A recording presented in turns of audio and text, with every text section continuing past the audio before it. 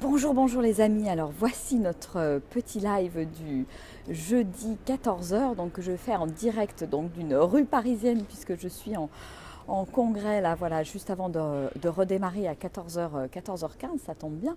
Voilà, donc ça me permet de vous, voilà, de prendre ce petit temps pour vous, pour répondre notamment à la question de Nathalie aujourd'hui. Alors Nathalie m'a posé une question lors du dernier webinaire et comme elle l'a posée après coup, j'ai pas pu lui répondre en direct, donc j'y réponds maintenant. Voilà, la question était comment réagir au niveau du stress quand on se trouve face à des personnes hyper malveillantes et capables du pire, notamment de réaliser de grands sabotages simplement pour assouvir des désirs d'écrasement et de méchanceté et qui jouent de leur pouvoir pour vous écraser par toutes les manières. Alors, donc longue question, c'est donc voilà, comment réagir face à des personnes malveillantes, capables du pire. Voilà. Alors, je dirais une première chose, moi, la manière dont je réagirais par rapport à ça, c'est tout d'abord apprendre à prendre du recul, à ne pas tout prendre pour soi. Parce qu'en général, quelqu'un qui est malveillant, c'est quelqu'un qui, a priori, a beaucoup de blessures, réagit à partir de ses blessures. Et donc c'est pas forcément contre vous directement que cette personne en a. Donc ça, faut apprendre à prendre ce recul-là.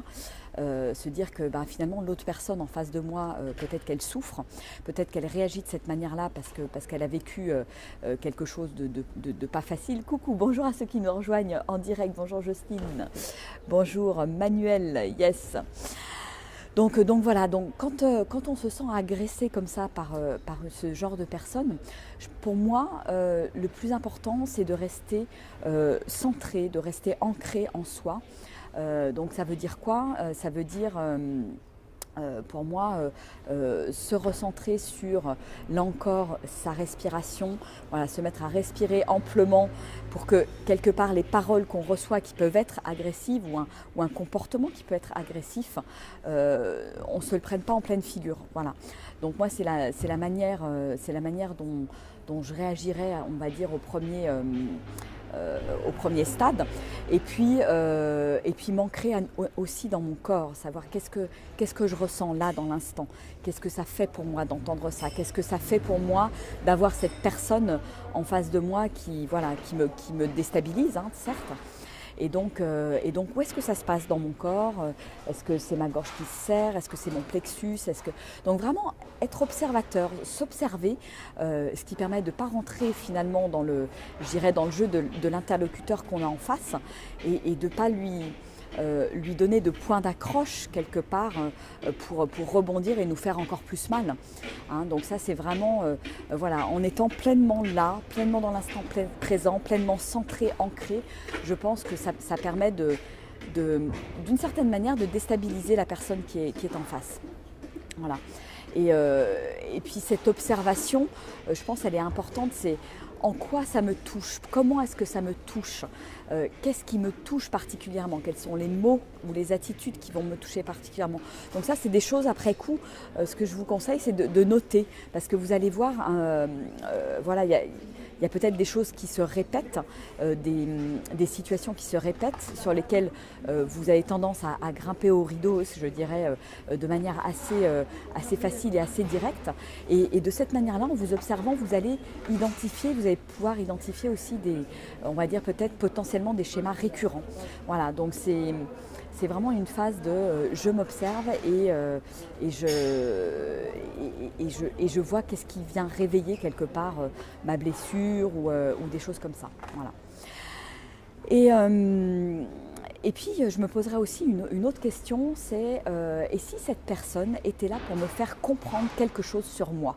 Voilà, donc posez-vous cette question, elle est voilà, si je suis moi 100% responsable de ma vie, de ce que je vis au quotidien, si j'attire quelque part les gens à moi parce que je suis, parce que je dégage, et ben, je crois que c'est important de se regarder dans ces cas-là le nombril en se disant mais en quoi personne, pourquoi cette personne vient à moi, pourquoi je l'ai attirée et qu'est-ce qu'elle vient me faire comprendre.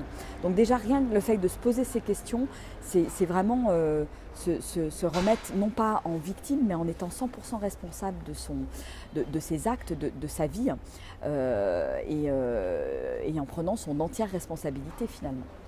Voilà. Et puis une autre question que je me poserais aussi, c'est et si je voyais cette personne en face de moi différemment. Comme je le disais tout à l'heure, si cette personne a ce type de comportement, c'est certainement qu'elle a des souffrances à l'intérieur d'elle, qu'elle réagit par rapport à ses blessures, ses propres blessures, on en a tous. Et voilà, et peut-être qu'en me positionnant plutôt, j'irai avec compassion avec cette personne qui souffre finalement, qu'est-ce que, voilà, plutôt que d'être dans la critique et de me dire oh là là, elle est comme ci, elle est comme ça, je me sens agressée, etc. En quoi cette personne, elle a aussi quelque chose de beau à vous montrer, quelque chose de positif, qu'est-ce qu'elle pourrait dégager comme énergie positive au-delà du moment, voilà, où cette personne est agressive et peut-être pas dans une belle énergie. Voilà. Et puis, je dirais la dernière question que je me poserais, c'est en quoi aussi moi je peux être parfois malveillante, je peux user de mon propre pouvoir, en quoi je peux écraser aussi les autres.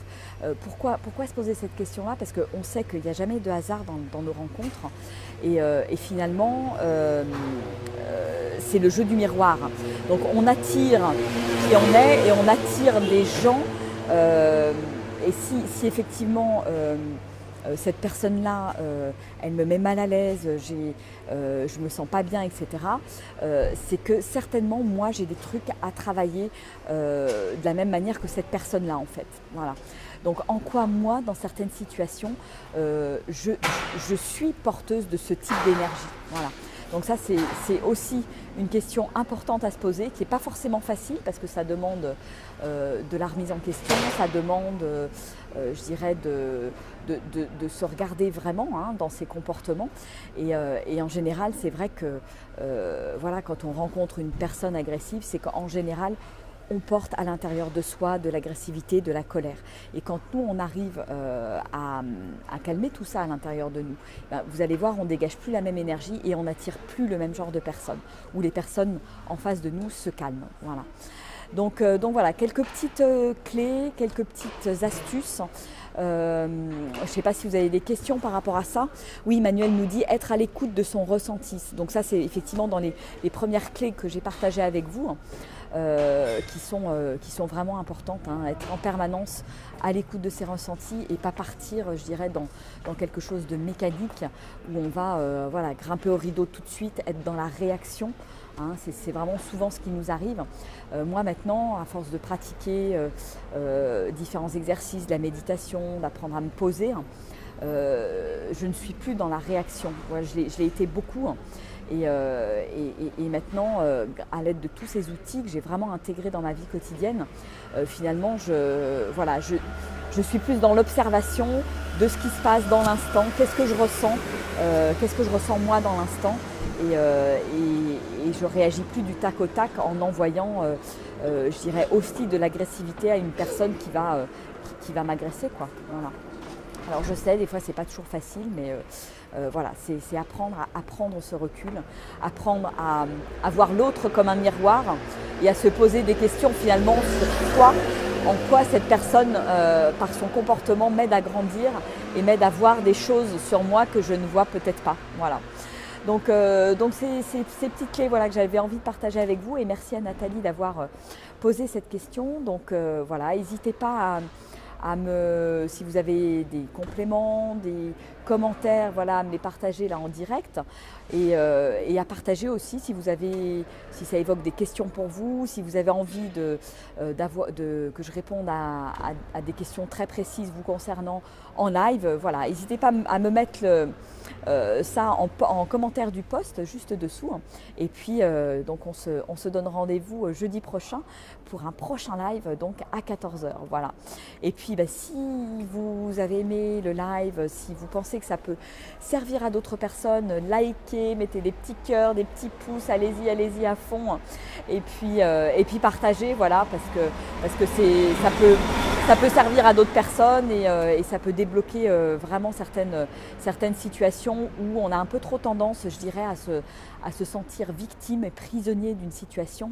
Et ce que j'aime bien, c'est vraiment voilà, comment est-ce que je reprends ma pleine responsabilité et comment est-ce que je renverse finalement cette situation où je me sens victime, comment je la renverse en une situation où je me remets maître de la situation, où je me sens pleinement et 100% responsable.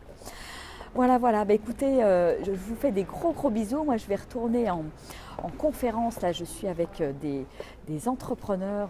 Donc, c'est vraiment voilà, un chouette moment de partage pour moi. Je rencontre plein de belles personnes, chouettes personnes avec qui voilà, je vais certainement pouvoir nouer des partenariats et peut-être travailler avec eux pour demain, peut-être vous les présenter en webinaire commun ou des choses comme ça. Voilà. Écoutez, je vous embrasse bien fort, je vous souhaite une super belle journée, je vous fais des gros bisous et je vous dis à bientôt. Allez, au revoir et puis merci à tous ceux qui étaient en live. Au revoir.